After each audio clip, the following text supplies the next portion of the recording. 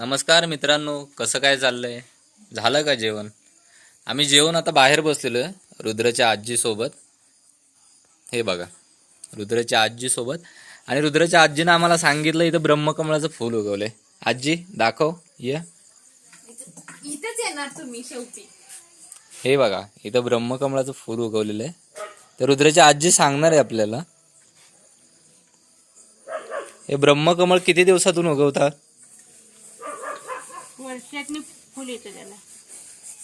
याच्या पान लावलं तर त्याच्यापासून त्याचं झाड तयार होतं. झाड तयार होतं आणि वर्षातनी फुल येतं आणि त्या फुलामध्ये धनुष्यबाणासारखं चित्र तुम्हाला दिसते, ते पाहू शकता.